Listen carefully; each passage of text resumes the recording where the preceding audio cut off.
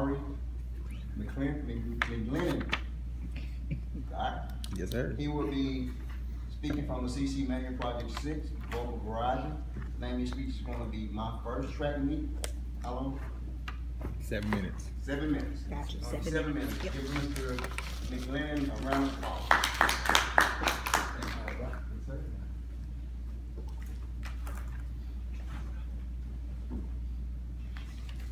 Okay.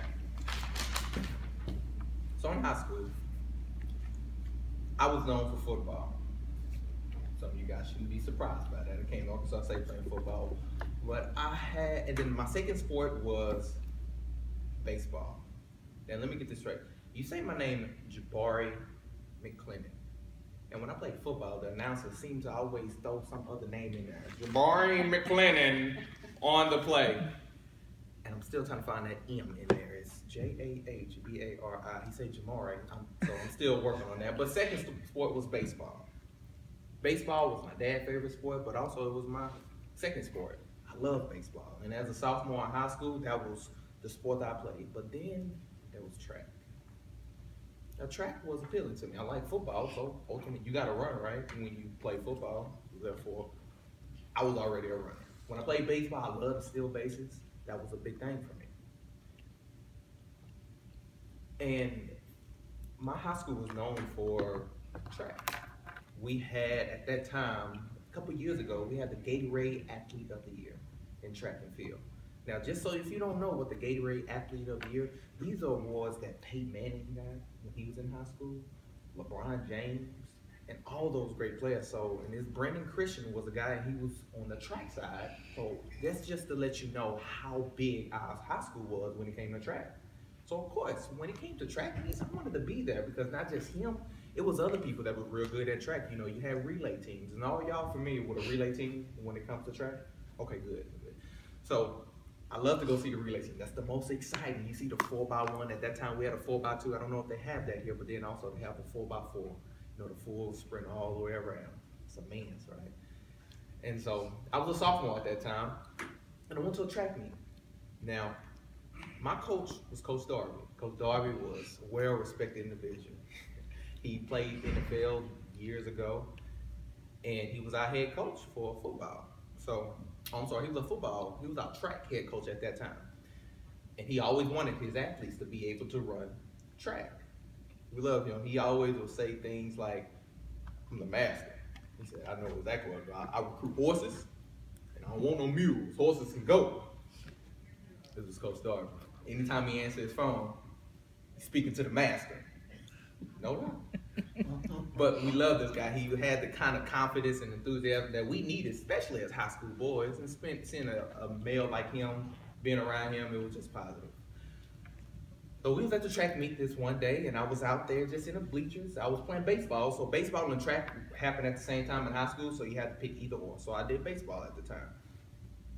And I was in the stands, and after the 4x2 relay, I seen Coach Darby. He went over there with Coach Riggins. Now, Coach Riggins was that track coach that I always have also even more fun with.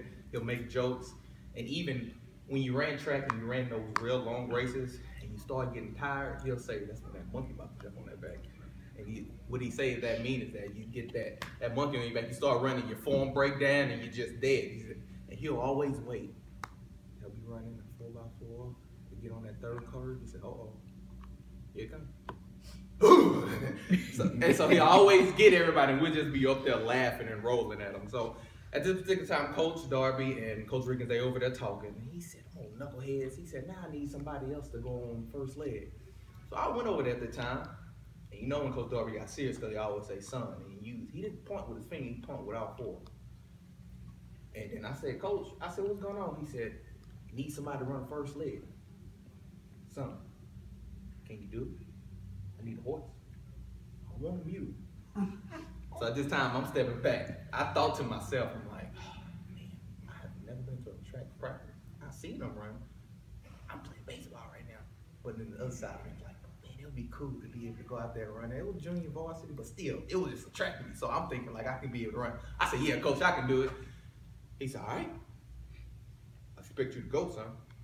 I said, "All right, Coach." So I went out there. I didn't have granted, I didn't have no track cleats. I didn't have no, the little one piece that you always wear. So I had to be able to find all this. So we went to the school, be able to figure that out because our track was actually right across the street from my high school.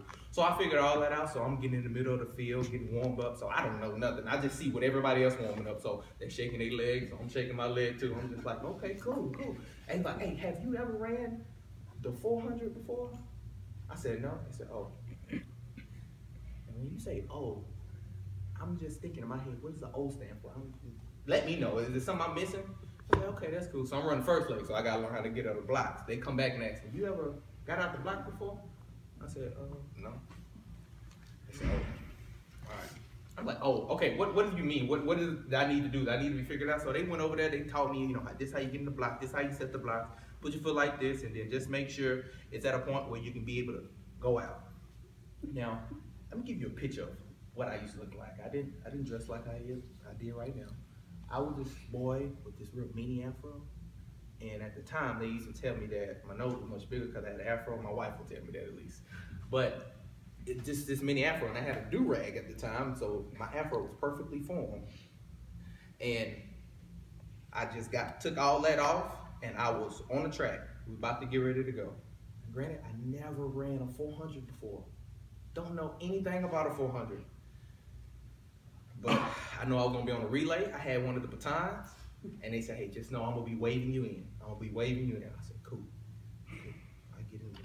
So I do my same routine. Don't know what I'm doing, but it looked good. So get down. On your mark, sit, shot the gun. I'm feeling good. I'm out there. I hear myself breathing. Zoned out.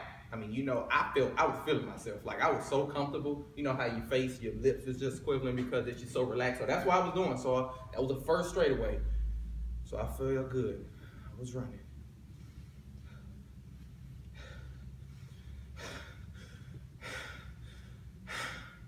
Start breathing a little bit harder. I just got to that second curve. And it was at that moment I started hearing a lot around me. And I'll never forget it. I got to that second curve, I seen this guy sitting down in the chair. He said, let's go, son. And at that time, I know I heard Coach Riggins in my head. Oh, here come that monkey. Boy, I hit that straightaway. Boom!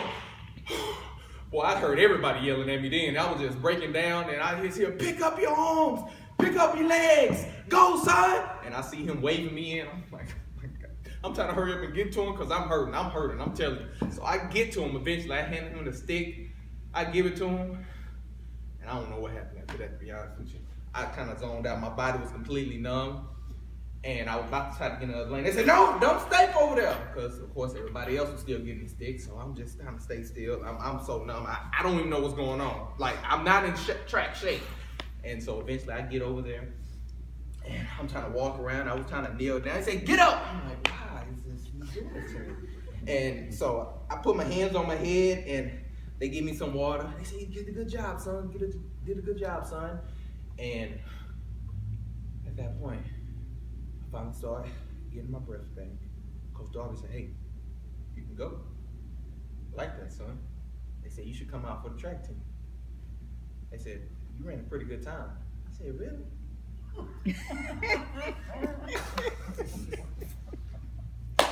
And I kid you not, the best, I joined track team the next year, and the one event I was very good at was at the 400. So that was my first track meet thing.